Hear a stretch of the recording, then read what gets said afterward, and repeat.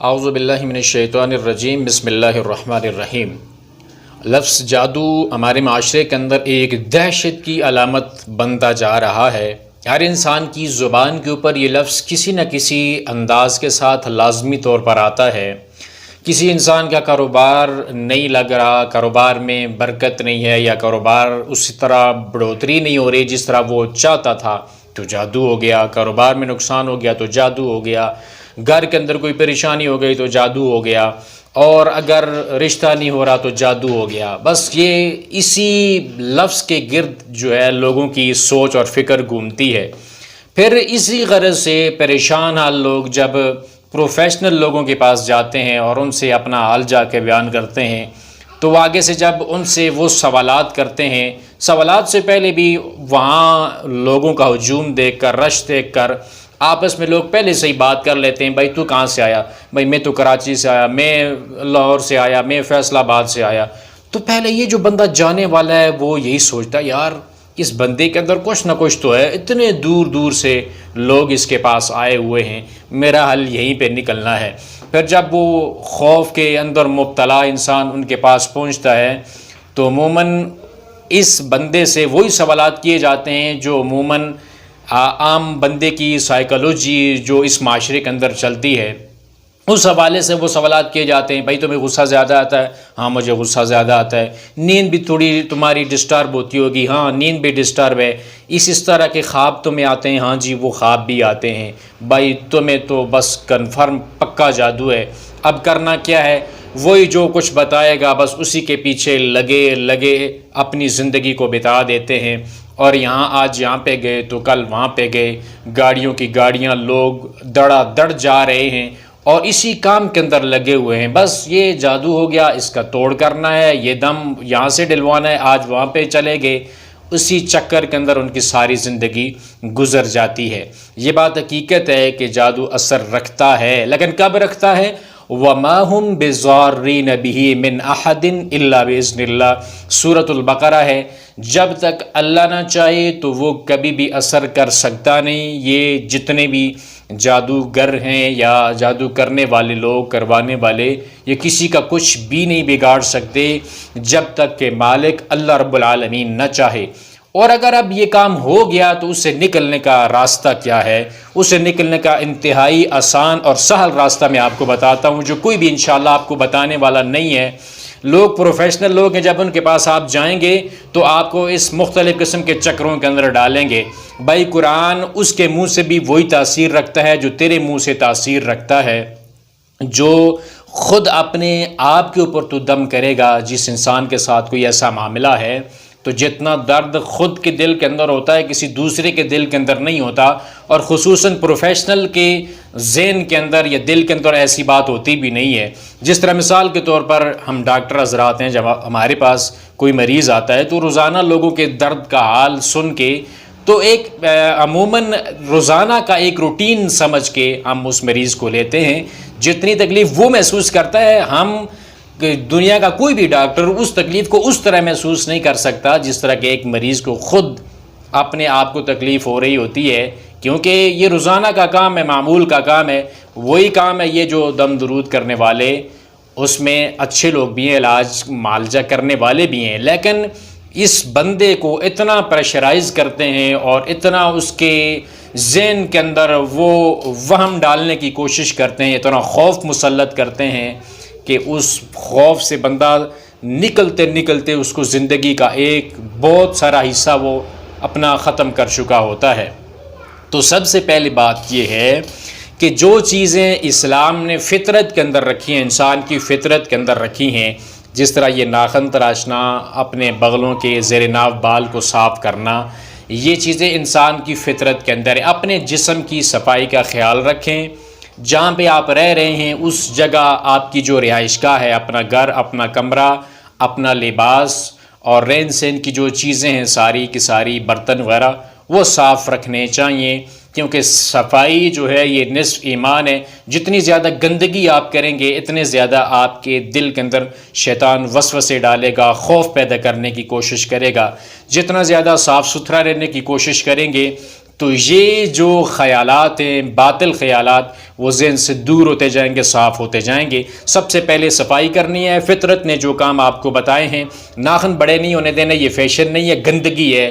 آپ کے گندے ذہن کے اوپر یہ دلالت کرتا ہے کہ آپ نے جو بڑے ناخن رکھے ہوئے ہیں، اس کا مطلب ہے کہ آپ کے ذہن کے اندر گندے خیالات ہر وقت رہتے ہیں، کیونکہ یہ چیز فطرت کے اندر شامل ہے۔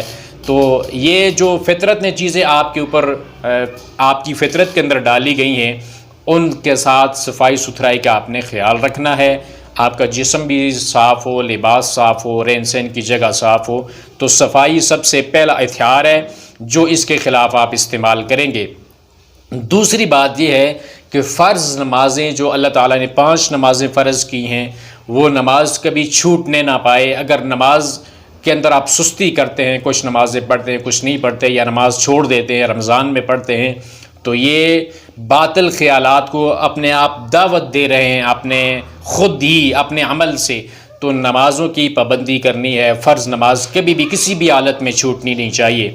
تیسرا کام یہ ہے کہ صبح و شام کے وہ اذکار جو پیارے پیغمبر علیہ الصلوۃ والسلام نے بتائے ہیں، وہ کبھی بھی نہیں چھوٹنے چاہیے، ایک ہتھیار کی حیثیت رکھتے ہیں۔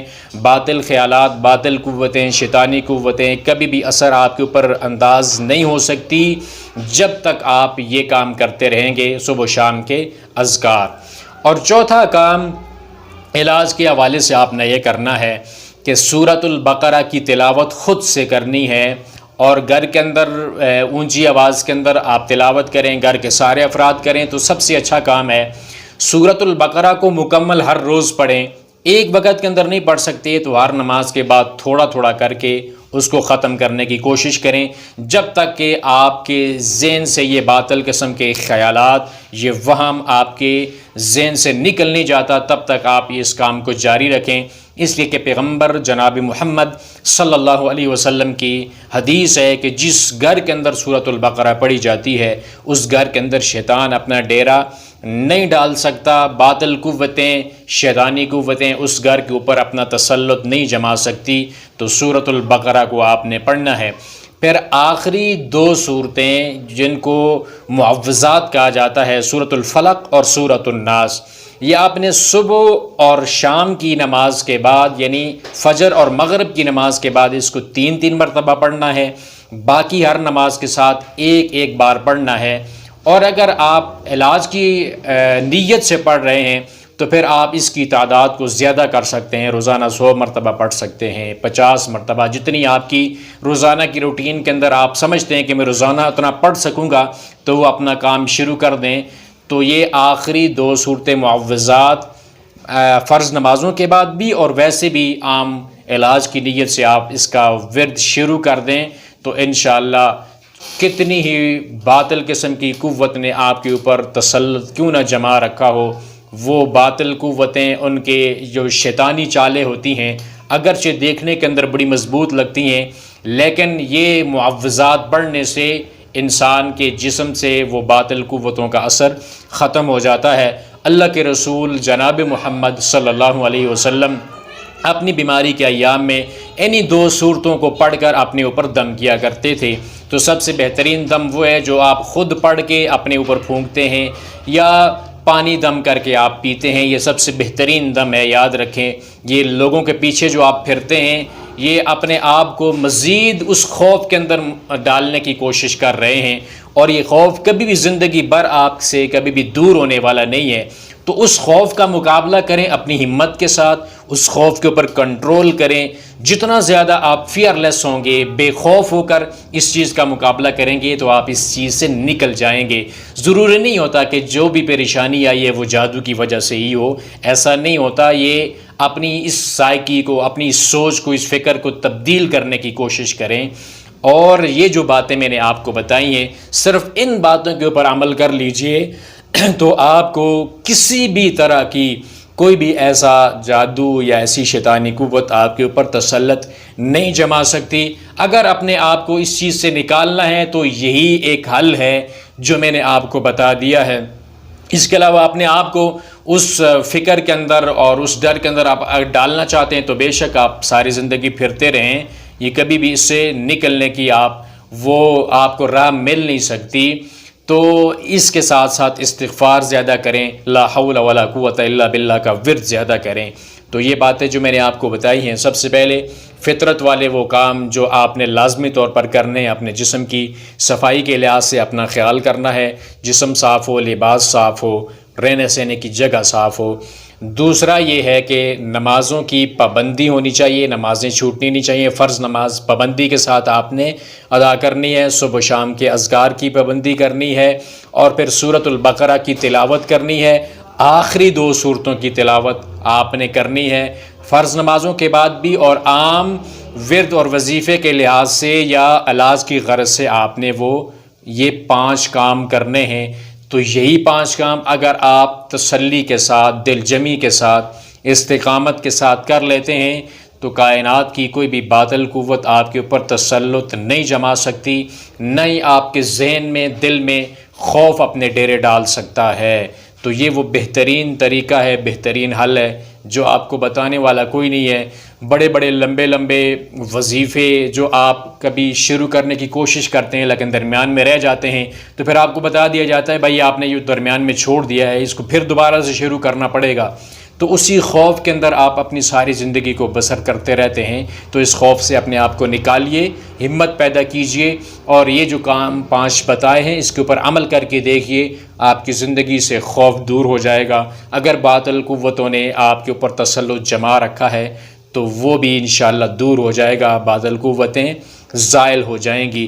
اللہ تعالیٰ میں عمل کرنے کی توفیق عطا فرمائے اور ہماری پریشانیاں دور فرما دے۔